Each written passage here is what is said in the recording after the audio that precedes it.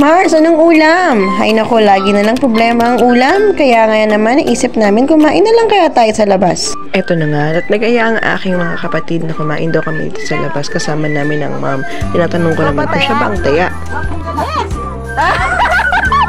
Ay, nagkarinig niyan guys. Si mami daw ang taya. Taya ka ba? Order na ka ng order.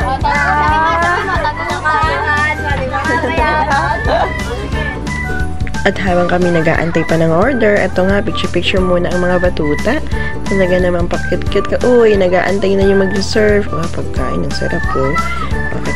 Dito sa Arbada Station nga pala kami nagpunta. Dito sa may DRT, sa Pambulak DRT, Bulacan. Di ba? Ang ganda ng ambience. Nasa baba lang kami kasi dito ay medyo sikat na nga itong lugar na ito. At kaya naman ay yung mga tayo dinarayo. Kaya pag namarating kami, lagi na lang puno. Ayan. Di pa talaga kami naakyat sa taas ngayong madalas kami na ay lagi nasa baba.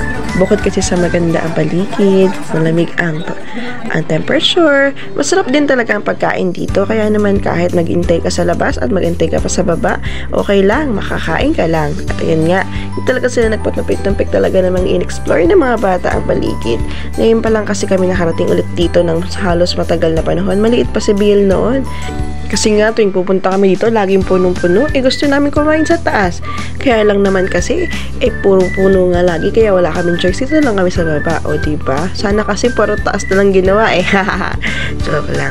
Pero masarap nga talaga yung pagkain. Kaya binabalik-balik ka ng mga customer. At mabait pa yung may-ari, In fairness. Uy, kumpare ko yun.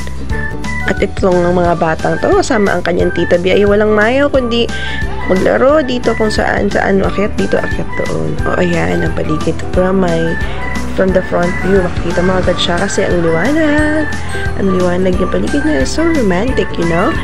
Ayan. Sarap naman din kasi ng mga pagkain, kaya worth naman talaga. Kaya yung mga bata na to, talagang pating paligid, pwede rin sila maglaro. Pinakita pa nga silang anak ng may-ari, kaya nakipaglaro pa sila, o diba? Instant playground pa ang peg. Diyan sa part na yan, ang harutan nila ay talaga namang bonggang-bongga. Kaya sabi ko, huwag masyadong maharot kasi baka kami ay makasira pa dito o kaya kami masaktan. Medyo bangin din kasi ang paligid. Pero alam mo yun, ang ganda talaga ng feeling na parang nasa Highlands, ganyan. Ito na nga, malapit na ang aming order. Dumating na ang order ng aming mga kasama. Yung order namin, wala pa. Medyo nagugutom na kami. Kaya nga itong batang ito, tingnan mo naman. Nagkukulit-kulit na nga siya, kaya akin muna siyang nililibang. Ito naman mga tito dito sa paligid ay inaaswa siya kasi ang pikon-pikon daw niya kasi, kaya nasasarapsan silang asarin siya. Pero wala rin, tawa pa rin ang yeye.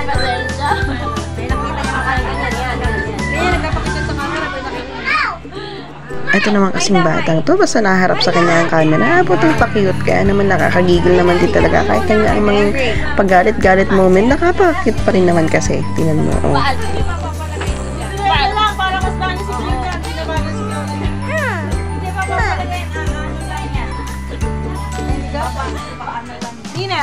Uy, tita, tama ng pang-aasal. She's angry na daw.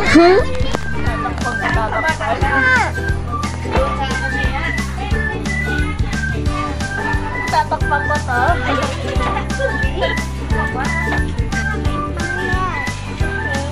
Tatakpak ba to? Tatakpak ba to?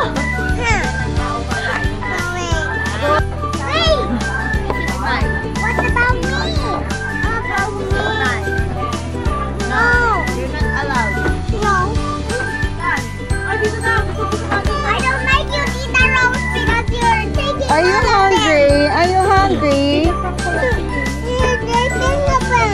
What happened?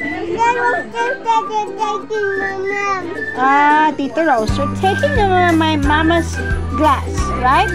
Here you go. No. Ano itsura naman ng yaya? Ano kinain mo? I don't like you anymore.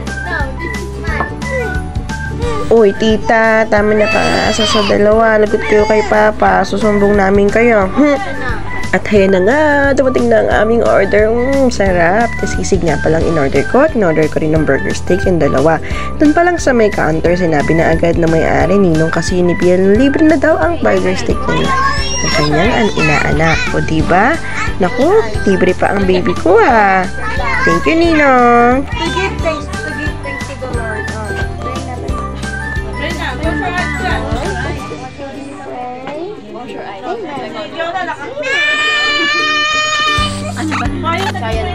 It's time to eat! Yan nga, bago pa kami kumain, sabi ko sa dalawa, mag-pray muna kami at para mag-bless ni Lord ng pagkain namin at magpasalamat sapagkat hindi lahat ng pagkakataon ay meron kaming ganito. Wala nga lang ang papa, pero susunod babalik kami dito sama namin ng papa. Sa work kasi si papa, yan ang aming pagkain. Yum, yum. Naantay pa namin yung ibang food dito Habang si Yeye ay sarap sa kanyang pagkain. O siya, sige, kain pa more. Ayan, at kahit nga ang aming kuya ay sarap din sa kanyang kinakain.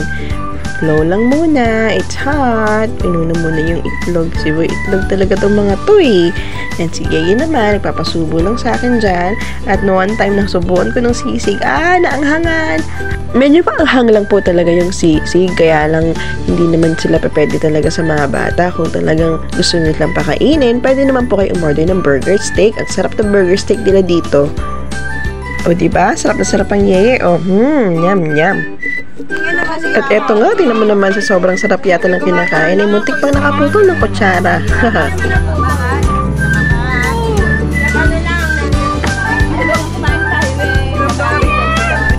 Sarap. Yempo nga pala yan. Yun ang in-order ng aking kapatid dyan sa gilid ko na talaga naman pinapaingkit pa dahil share pa sila isang beef, tapa, at saka isang yempo. O diba, sana all may ka-share. Ingkit ako. Papanasan ka na ba kasi? Kasi naman tada! Ubus na agad! Grabe, mas matagal pa talaga yung pag-iintay mo kaysa sa maubos ang pagkain mo. Sarap naman kasi ng pagkain dito. Kaya naman, hindi na nagtagal. Ubus naman talaga ang pagkain. Ito ng batang to, hindi naman talaga siya papapigil. Gusto niya talaga umupo dun sa upuan na yun. Hindi niya kasi yan na-experience ng bata dahil nung bata pa siya, umupo na siya lang dyan isang beses tapos tumatalon ba naman siya? Hindi na namin siya inupo ever.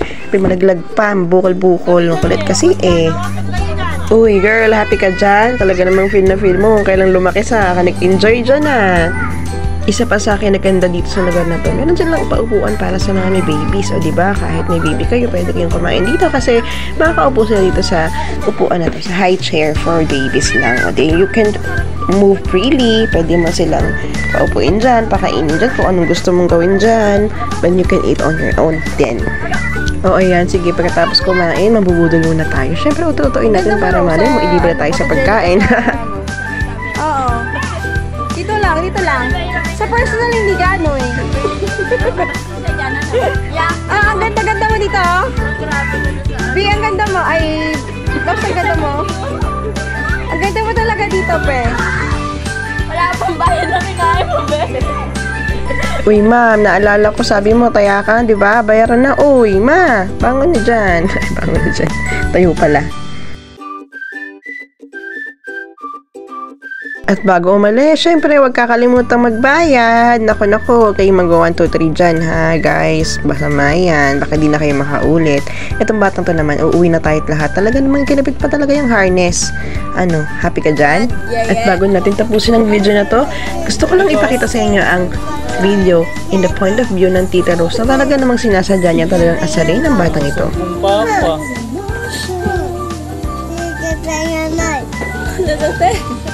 Why are you mad?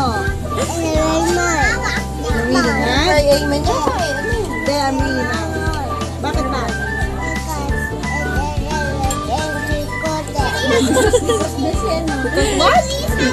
Guys, for the vlog.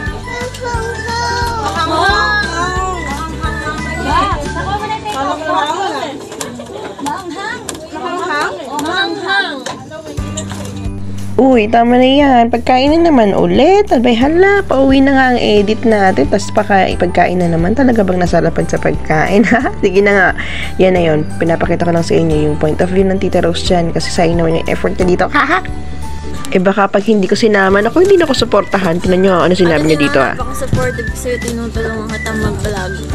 Pag yumaman ka, wag mong kakalimutan na. Papakita mo yung mukha mo. Hindi pinutin mo yung mukha mo. Ang ligot. At ito na nga, gabayad na nga kami. At ang sabi ng ninang, ay libre na daw. Pati ang kinain ko, hindi lang sa kanyang inaanak ko. Sana or Free meal, Galing naman. Thank you At dahil dyan, alaban akong kagandahan kong pag-i-edit nito.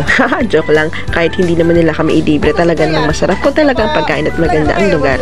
Kaya punta na kayo dito sa Convada Station, sa Sabang Bulak, DRT, Bulacan. Malapit lang. Thank you po, Ninang. Thank you. Nakabawi din sa Bakit? utak.